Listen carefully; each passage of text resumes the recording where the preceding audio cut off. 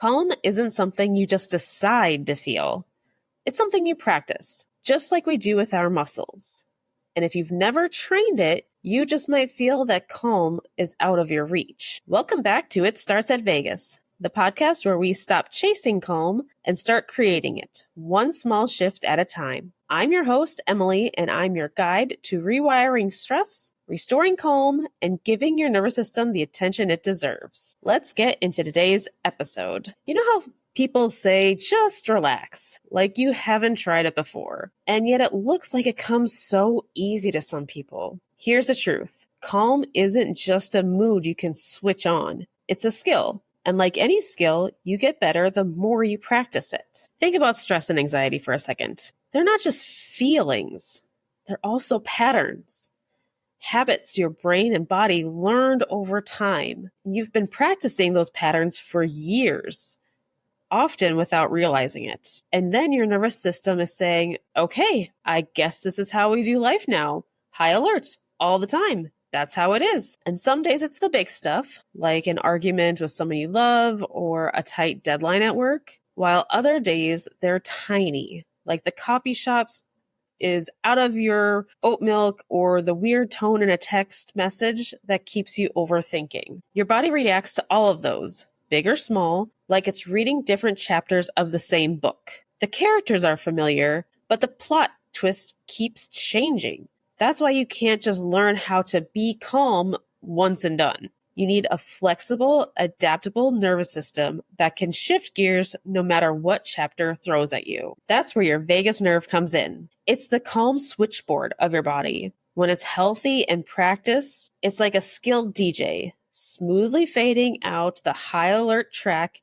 and bringing in the slow, steady beat when you need it. But if you never give it practice, it gets a little rusty and outdated. The skills we had when we were kids no longer work as well when we are adults. So yes, calm takes reps. You don't wait until you're in the middle of a panic spiral to try your first breathing exercise. You need to practice it before it's necessary.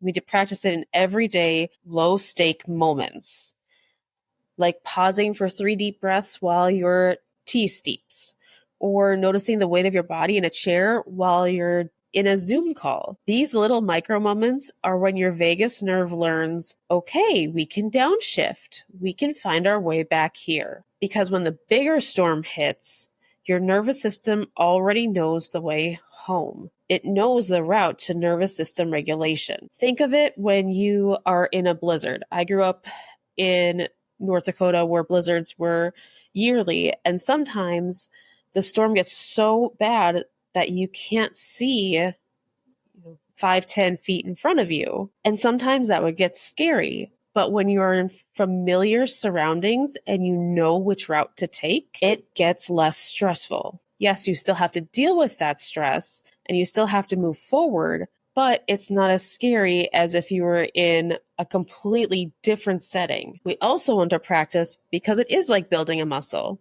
You wouldn't expect to carry a 50-pound box if you've never lifted anything heavier than a coffee cup. Calm works the same way. So here's your takeaway for today. Don't just wait for calm. Practice and apply it. The more familiar it feels, the easier it is to reach, no matter what life throws at you. That's why some people can, quote unquote, just relax, because their nervous system has already practiced enough to find that off switch. And since we are talking about practice, let's do one together. Make sure you're in a safe area and adjust to your circumstances. So you know how the ocean doesn't rush right up to the shore? It takes its time, waves in and waves out. Let's borrow that rhythm for a minute. Wherever you are, let your shoulders drop a little. If you're sitting, let your feet rest on the floor. If you're standing, notice the weight of your body being held up without you having to do anything. Now, breathe in gently through your nose. 1, 2, 3. Hold for just a moment, like you're letting the air settle in. Now slowly breathe out through your mouth. 4, 5, 6. Let's do that again. In through your nose. 1, 2, 3. Hold for a moment.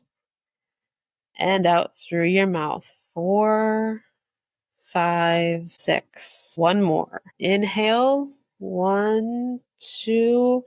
Feel your ribs expand. Pause. And exhale like you're blowing through a straw all the way out. And that's it. One moment of calm today. You can check that off your list, but continue to practice it as the days go by so that when there does become a stressful situation, you can have these tools in your tool belt. So you just gave your vagus nerve a little stretch, and the more you do this in the middle of the day, in between tasks, while making your tea, the easier it becomes to find that feeling again when you really need it. All right, friends, thanks for hanging out with us today on It Starts at Vegas. New episodes are released every Tuesday to give you tips so that you can soothe your nervous system and reclaim who you are. Make sure you're subscribed and share this with someone who you know could benefit. And until next time, remember, wellness starts at Vegas.